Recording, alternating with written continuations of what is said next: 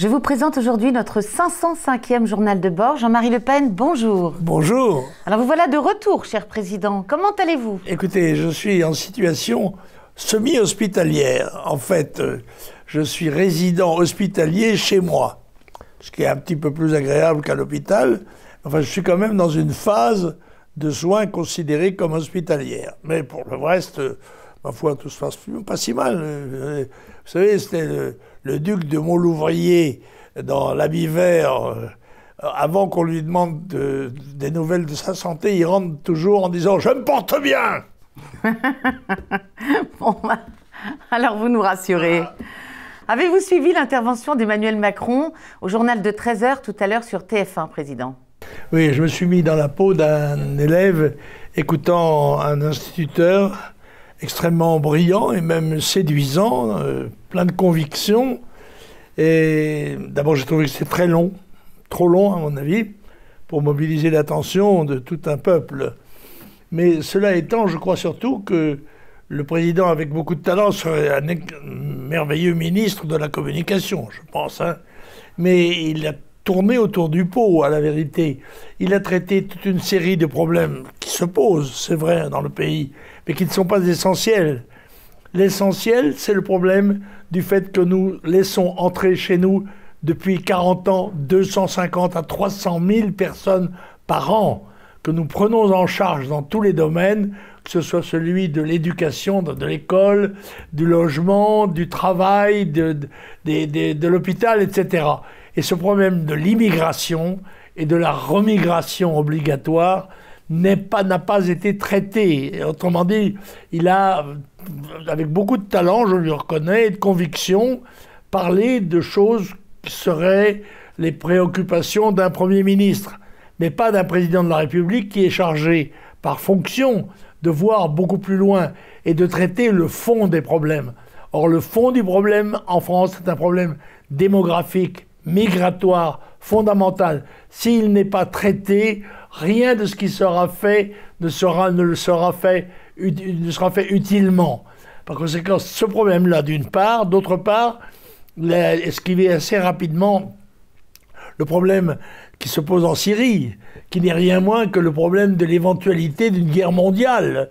Et il s'est aligné dans ce domaine-là sur l'Angleterre et les États-Unis.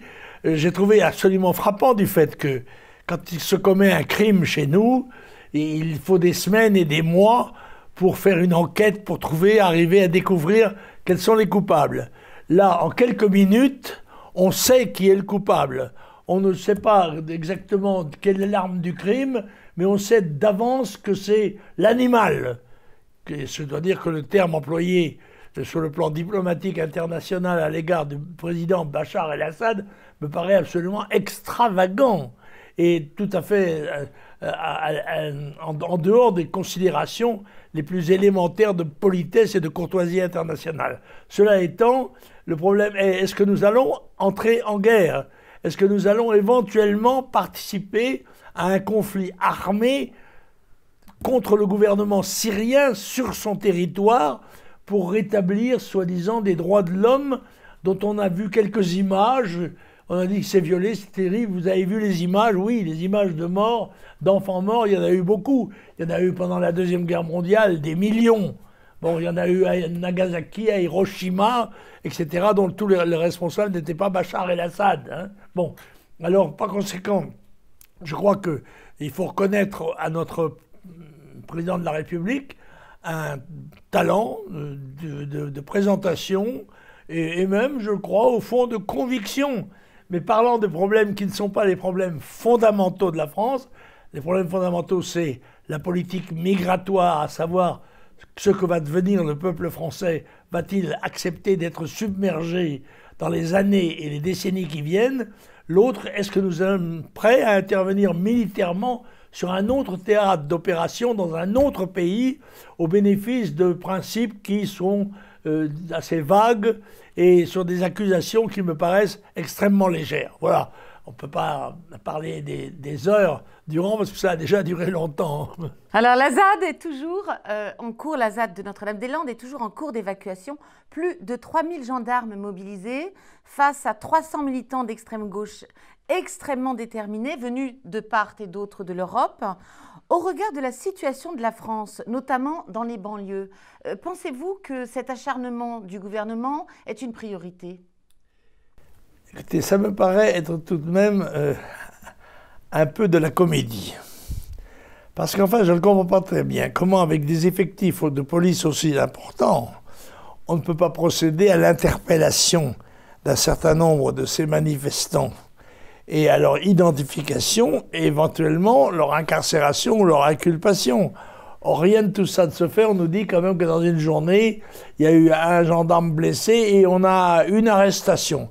Tout ça me paraît assez grotesque et je crois que le gouvernement Volins-Nolins est en train de laisser se constituer là une espèce d'abcès, de fixation qui peut dégénérer.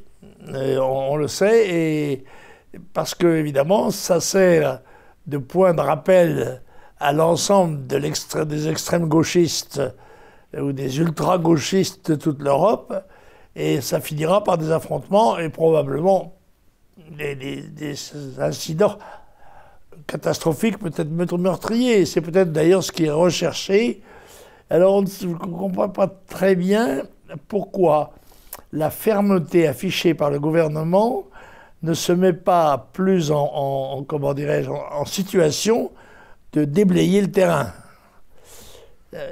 Ça ressemble un peu aux bagarres de sable, de bac à sable, de jeux de gendarmes et aux voleurs. Voilà. Oui.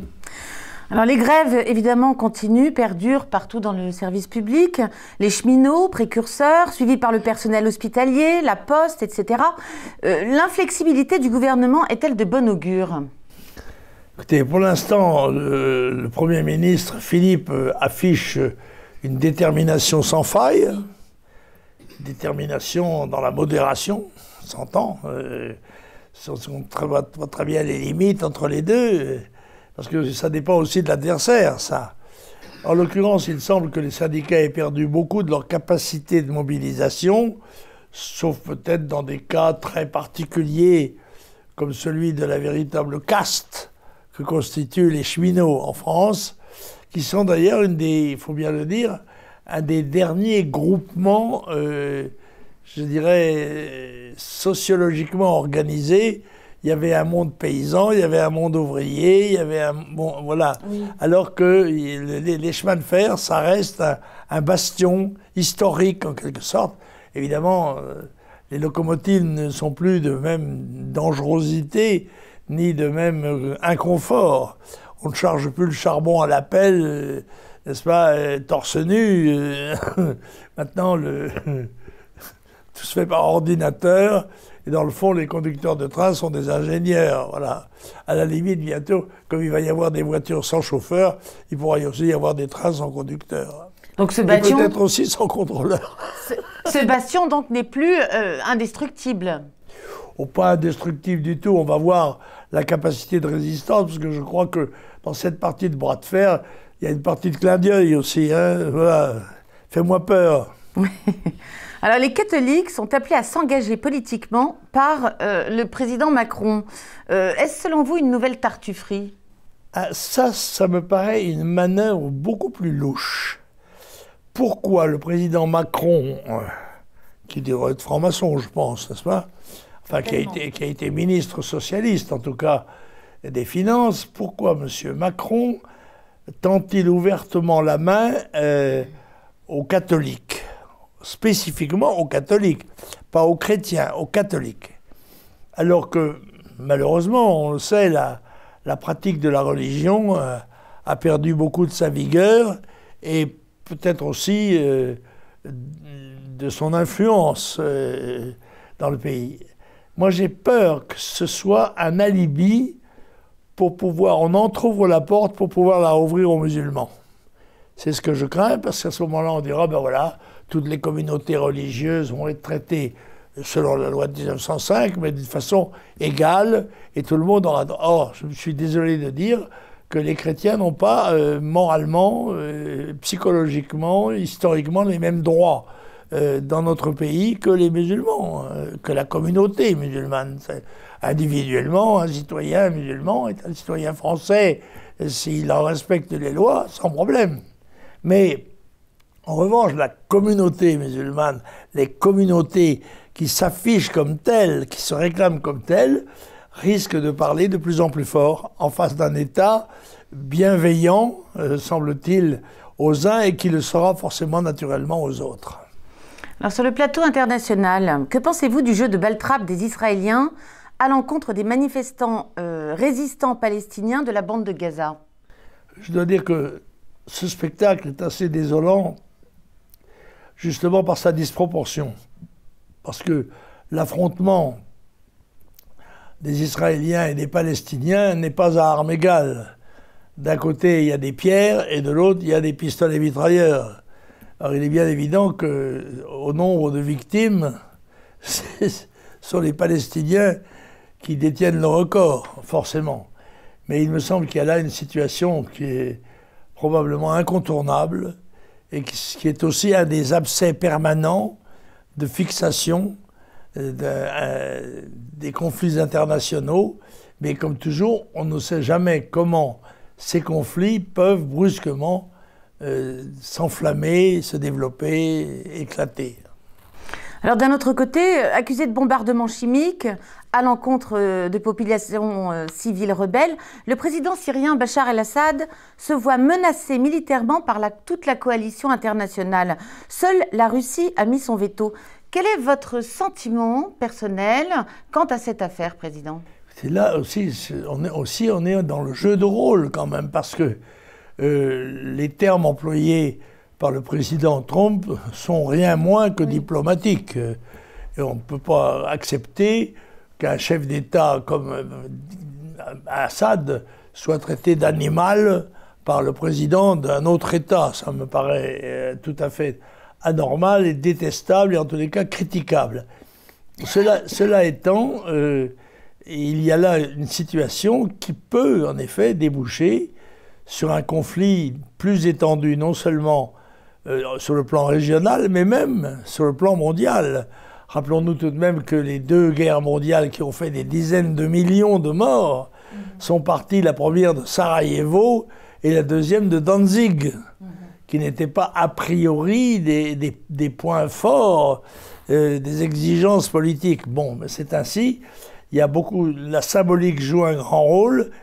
Et s'il y avait malheureusement un affrontement qui devait opposer les Russes, par exemple, aux Américains, là, on peut parfaitement être au bord d'une guerre qui sera forcément nucléaire et peut entraîner la destruction non seulement des pays belligérants, mais de l'ensemble de la vie sur Terre. Et je ne sais pas si les gens sont très conscients de ça, et que comme on est passé assez près d'une affaire comme celle-là, au moment des fusées de Cuba, n'est-ce pas?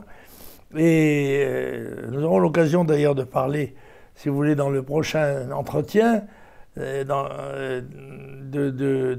du rôle joué par les services secrets des différents pays, et en particulier par la CIA, différentes provocations, ce qui me paraît être le cas de cette fameuse histoire de gaz, qui a quelque chose de mirobolant, parce qu'enfin, le président Trump intervient quelques heures après qu'on ait annoncé qu'il y avait eu une attaque chimique, sans savoir d'où venait cette attaque chimique, de quoi était-elle constituée, par quel gaz, quel était le nombre des victimes, et éventuellement les responsabilités, immédiatement la responsabilité en a été attribuée à l'animal Assad, en quelque sorte voué, comme les faisaient les fascistes autrefois, à l'inhumanité générale, c'est-à-dire il n'a pas droit au traitement réservé aux êtres humains. Ça, je trouve ça détestable,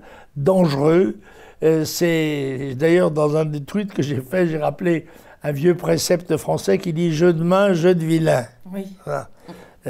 Attention, souvenons-nous de Sarajevo. Oui, et cette affaire ne vous rappelle-t-elle pas, pardon, Président, celle des couveuses irakiennes? Oui, mais justement, nous en parlerons, si vous voulez, la prochaine fois, parce que nous parlons des manipulations et des provocations qui, dans l'histoire des 50 dernières années internationales, est révélé en quelque sorte par une pratique américaine, je dois dire, très enseignante en ce qui concerne l'histoire, c'est-à-dire qu'on déclassifie tous les 20 ans, tous les 30 ans, tous les 40 ans, ça dépend, il y a des délais, toutes les informations, ce qui fait qu'on apprend toute une série de choses, et en particulier sur la mort de Kennedy, sur l'histoire de la baie des cochons, sur des histoires peut-être même du 11 septembre. Et nous en parlerons la prochaine fois. Oui. Mais quelque chose d'assez effrayant de voir comment les opinions publiques mondiales, par l'intermédiaire des médias, sont manipulées littéralement par certains services et qu'ils ne mesurent peut-être pas eux-mêmes les risques qu'ils font courir à l'ensemble de l'humanité. Le 21 avril à venir, vous aviez prévu de vous rendre en Avignon à l'occasion de l'anniversaire des 150 ans de Charles Maurras. Vous déclinez à regret cet événement? Oui, parce que le vieux maître de Martigues méritait bien qu'on lui rende hommage, qui a été un des persécutés de l'épuration après la guerre, sous un prétexte d'ailleurs absolument dérisoire, puisqu'il a été, lui qui était il faut bien le dire, un germanophobe furieux, a été condamné pour intelligence avec l'ennemi, c'est-à-dire avec l'Allemagne. Intelligence sûrement, mais intelligence avec l'Allemagne, ça, alors c'est fort improbable, et même tout à fait dérisoire. C'est ainsi. Alors oui, parce que c'est un grand maître de la pensée politique nationale et de la pensée littéraire française, philosophique, et un geste de sympathie à l'égard de ceux qui lui sont fidèles, intellectuellement et sentimentalement. Mais je suis contraint, j'ai été contraint d'annuler toute une série d'engagements comme ça. J'en avais un autre à l'égard du centre Charlier, etc. Oui. Mais c'est partie remise. Oui. La vie commence toujours demain, n'est-ce pas? Oui, vous avez choisi d'être raisonnable. Comment? Vous avez choisi d'être raisonnable. Bah oui, écoutez, les médecins, dit la chanson du quartier latin, c'est comme les curés, il faut les croire sur parole. Une lecture, Président, cette semaine? Oh, plusieurs lectures, mais il y en a une que je veux citer parce que c'est un numéro de synthèse qui est, vous savez... Synthèse nationale? Oui, c'est ça, synthèse nationale, qui est de notre ami Roland Hély. Et il est consacré aux 50 ans de 1968, qui est en même temps l'anniversaire de Marine Le Pen, d'ailleurs. Car elle est 68arde de naissance, si j'ose dire. Et comme nombreuses de ces revues, elles sont très intéressantes. Il n'y a qu'une chose qui manque, c'est le temps pour les lire. Bon, je vous remercie infiniment, cher Président. Nous nous retrouverons la semaine prochaine. Merci. Au revoir. Au revoir, Marie.